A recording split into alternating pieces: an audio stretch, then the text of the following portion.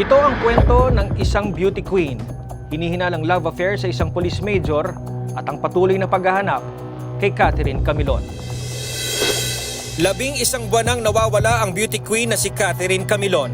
October 12 nang huling makita ng mga kaanak ang dalaga. Itinuturong pangunahing sospek sa pagkawala ni Camilon si dating Police Major Alan De Castro at driver bodyguard niyang si Jeffrey Magpantay. Sa isang Facebook post nagsimula ang lahat. Post ng isang inang humihingi ng tulong sa publiko para mahanap ang anak na bigla na lang hindi nagparamdam. Nag-viral ang post dahil lang nawawala. Kandidata ng Miss Grand Philippines 2023 na si Catherine Camilon. Mahigit 1 taon na ang paghahanap. Pero hanggang sa ngayon, hindi pa rin siya makita. Walang makapagsabi, nasan siya? Bakit di pa rin siya nakikita?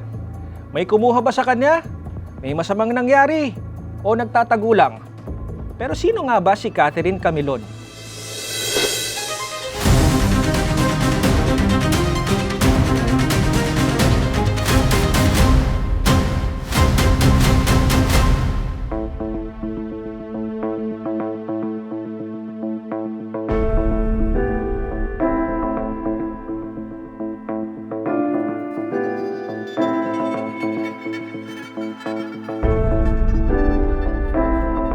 ...26 years old, maganda, matangkad, matalino, tubong Tuwi, Batangas. English teacher sa National High School at breadwinner din ng pamilya, si Catherine Camilon.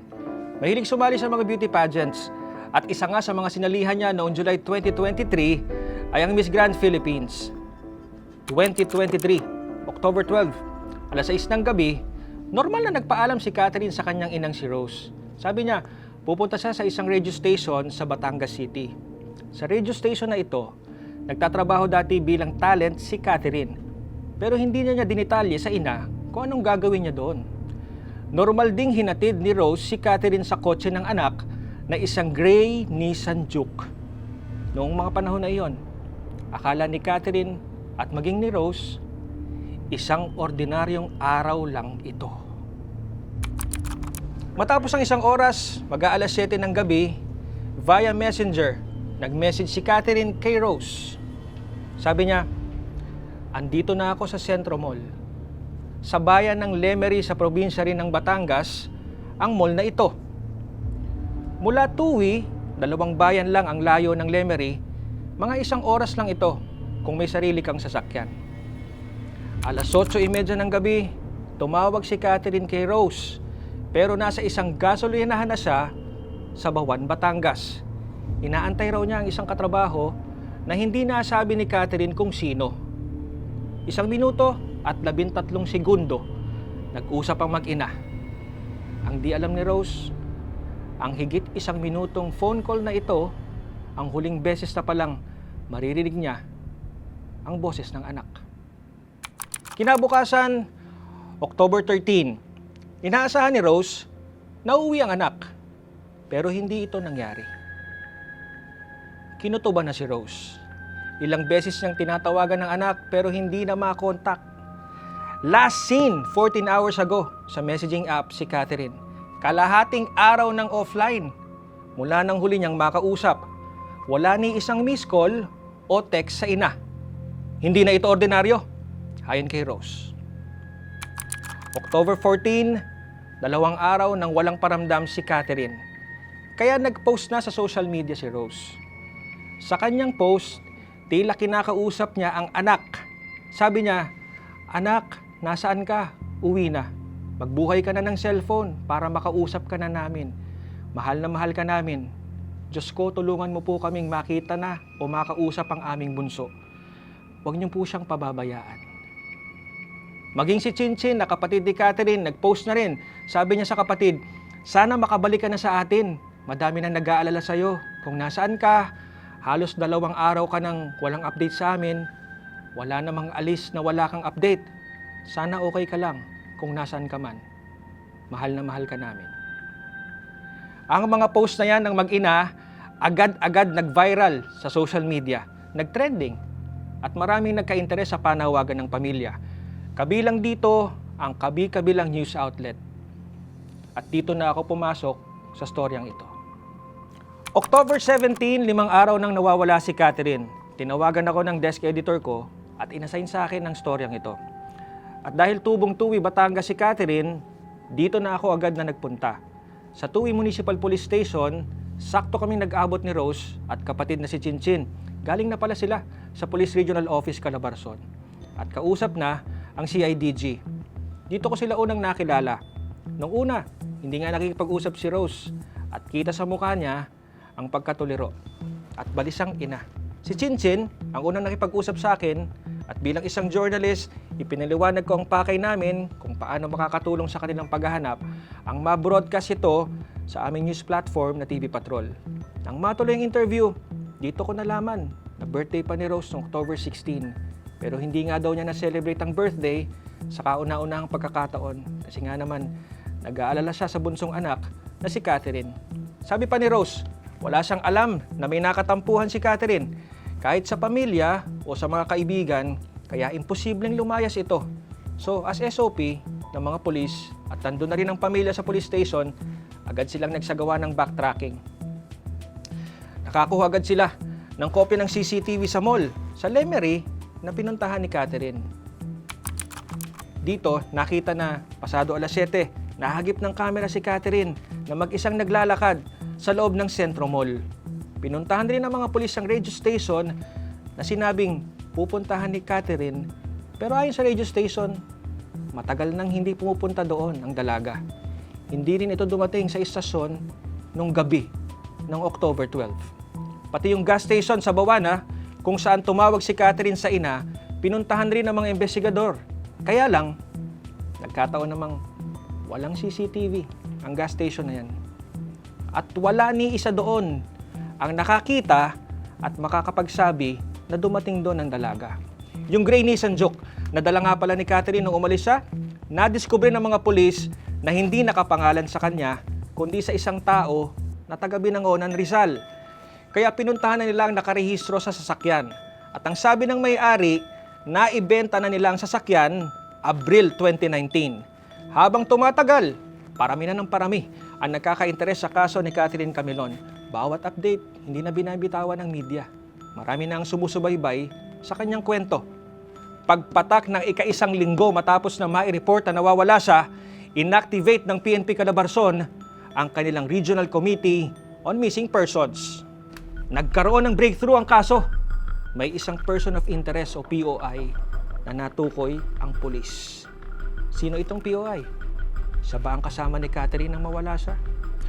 Habang patuloy pa rin ang pagkalap ng ebidensya ng mga operatiba, hindi mo na sinabi ng mga pulis kung sino itong person of interest na ito. Inisa-isa rin ng mga pulis ang mga bayan na malapit sa gasoline station sa Bawan na binanggit ni Catherine sa ina. Chinyek nila ang bawat CCTV na posibleng madaanan ng sasakyan ni Catherine. At ito ang ilan sa mga nakuha nilang CCTV video. October 12, nahagip ang pagdaan ng sasakyan ni Catherine bandang alas 8 ng gabi sa Poblasyon 1 sa Santa Teresita, Batangas. Marahil ito yung mula siya sa Lemery papunta sa Bawan. Makalipas naman ng 3 minuto, dumaan muli ang sasakyan sa Barangay Muzon, San Luis. 8:24 ng gabi, nakitang dumaan ang sasakyan sa Barangay Kupang. 9:13 nang pumasok ang sasakyan sa isang kalye sa Santa Maria. 9:20, nakita ito muli sa Barangay Bagilawa. 9:25 hanggang 9:53, binabaybay nito ang Barangay San Agustin. At alas 10 ng gabi, lumabas ulit ang sasakyan sa pinasukan nito sa Barangay Santa Maria. May mga nakuha ring CCTV ang Highway Patrol Group Calabarzon. Dito nakita rin ang pagdaan ng sasakyan ni Catherine sa Barangay Muzon, San Luis, Batangas noon ding October 12 ng gabi. Sa mga nakuhang CCTV, hindi nakita kung may kasama ang beauty queen sa kotse. Pero sa kabila nito, wala pa ring makuha mga otoridad ng anumang bakas kung saan nagpunta si Catherine at sino ang kasama niya. May mga sektor na rin na tumulong na mahanap si Catherine. Nag-alok ang ilang lokal na opisyal sa Batangas ng cash reward na 100,000 pesos. Pati ang business sector sa Calabarzon, nagdagdag na rin ng 100,000 pesos rin na pabuya para mahanap si Catherine. Fast forward tayo sa October 27 o 15 days nang huling makita si Catherine. inanunso ng Calabarzon PNP na hawak nila ang isang police major na umano'y person of interest sa pagkawala ng beauty queen. Ang pulis umano ang posibleng kasama ni Catherine noong October 12. Ang pulis, si Police Major Alan De Castro. Dahil lumabas ang pangalan bilang POI sa kontrobersyal na kasong ito, agad ni-relieve ng PNP sa pwesto si De Castro at dinala sa Regional Personnel Holding and Accounting Unit sa Camp Vicente Lim sa Laguna. Ito ay para di niya magamit ang posisyon sa investigasyon. Pero sabi ni De Castro, hindi niya raw kasama si Catherine noong araw na mawala ito. So, paano siya naging person of interest sa pagkawala ni Catherine? Ano ba ang kaugnayan ng opisyal sa beauty queen? Pero bago natin sagutin yan, ituloy ko muna ang kwento ng investigasyon. November 10, 2023, nagkaroon ng development sa paghahanap kay Catherine. 2 testigo ang lumitaw sa CIDG Calabarzon. Sabi ng mga testigong ito, nakita nila umano ang 3 lalaki na may inililipat na isang dugoang babae mula sa isang gray SUV papunta sa isang pulang SUV. Pinuntahan ng mga pulis ang sinasabing lugar kung saan ito nangyari. At kalaunan, natagpuan sa isang bakanting lote sa Sitio Ilaya, Barangay Dumuklay, Batangas City, ang isang pulang CRV. Wala na itong plaka at conduction sticker. Ayon sa pulis, tugma ang sasakyan sa mga pahayag ng mga testigo na lumapit sa CIDG. Kaya teorya nila, si Catherine ang babaeng duguan na nakita nila. Pero ang problema, hindi na matukoy kung sino ang may-ari ng sasakyan. Bakit? Dahil ayon sa aming police source, tampered o burado na ang engine at chassis number ng SUV. Pero sa kabila nito, naging malaking tulong sa investigasyon ng sasakyan dahil magsisilbi itong object evidence na magpapatunay sa mga pahayag ng mga testigo. Dagdag pa ng mga testigo, isa sa 3 lalaki na sakay ng SUV ang nanutok pa ng baril sa kanila. At ang lalaki umanong ito, may koneksyon kay Major De Castro. At kinilala namang si Jeffrey Magpantay na driver bodyguard ng Police Major. Ang pulang SUV isinailalim sa forensic examination. Dito nakuha ng SOCO ang 17 hibla ng buhok at 12 suspected blood samples o bakas ng dugo mula sa sasakyan. Pero walang fingerprints ha. Wala silang nakuha. Kaya malaki ang posibilidad na nalinis na ang sasakyan. Ang mga blood samples naman matapos na itest, ikinagulat ng lahat. Bakit? Lumabas, tugma ito sa DNA profile ng mga kaanak ni Catherine. Ang tanong, si Catherine na nga ba ang babaeng duguan na isinasakay ng 3 lalaki sa pulang SUV? Gaano katotoo na sangkot nga rito ang driver ni Major De Castro? Kahit na may mga koneksyon ng mga ebidensya, itinatanggi pa rin ni Major De Castro na kasama niya si Catherine nang mawala ito noong October 12. Pero bakit nga ba siya ang pinaghihinalaang kasama ni Catherine noon? Ang dahilan, inamin na umano ni De Castro na nagkaroon siya ng relasyon kay Catherine kay nooy PNP Chief Benjamin Acorda Jr. nang ipatawag siya ng general sa kanyang opisina noong November 15. Base sa mga hawak na ebidensya, nagsampa ng reklamo ang CIDG laban kay Major De Castro, sa driver nito na si Jeffrey Magpantay at sa 2 pang John Does kaugnay sa pagkawala ng beauty pageant contestant na si Catherine Camilon. December 19, 2023 na magsimulang gumulong ang preliminary investigation sa reklamong kidnapping at serious illegal detention ng mga suspect sa Batangas Provincial Prosecutor's Office yan, sa Batangas City. At sa 2 hearing sa kaso na yan, no show si De Castro. At tanging ang abogado lang niya ang humarap sa korte at ang nakausap naming mga reporters. January 9, 2024 naman, nang biglang lumutang si Jeffrey Magpantay, yung driver ni Major De Castro, sa Balayan Municipal Police Station. Pero gaya ni De Castro, tikaw ang bibig niya at hindi nagbigay ng pahayag sa amin. January 18, 2024, inirekomenda ng PNP Internal Affairs Service ang pagsibak ng tuluyan sa serbisyo kay Major De Castro. At sa gitna nito, hindi pa rin sumipot si De Castro sa mga sumunod na hearing ng kaso. At ang driver niya si Magpantay, no comment pa rin. January 16, tuluyan nang inilabas ang dismissal sa serbisyo ni Major De Castro.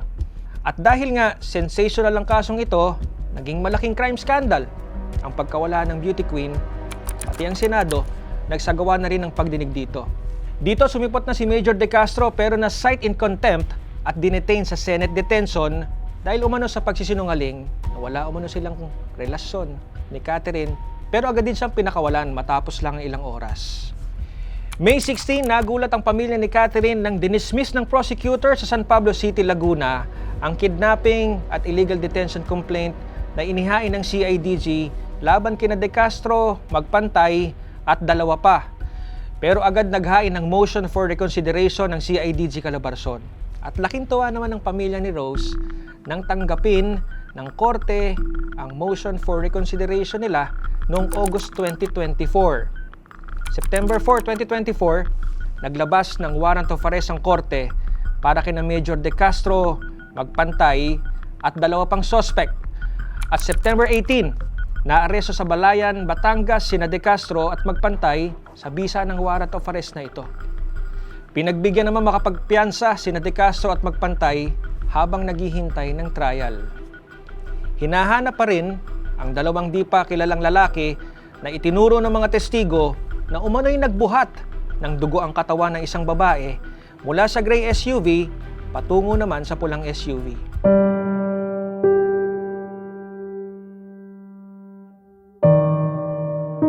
October 2023, huling nakita si Catherine. Magdadalawang taon na. Hinahanap pa rin siya. Sabi nga sa akin ni Rose nang kamustahin ko siya, ganun pa rin ho. Ang estado niya, nangungulila at naghihintay pa rin sa pag-uwi ng anak.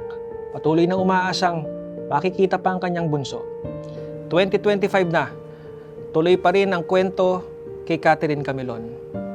Kaya kung kayo po'y may impormasyon kaugnay ang kasong ito, maaari po makipag-ugnayan sa tanggapan ng Philippine National Police at National Bureau of Investigation.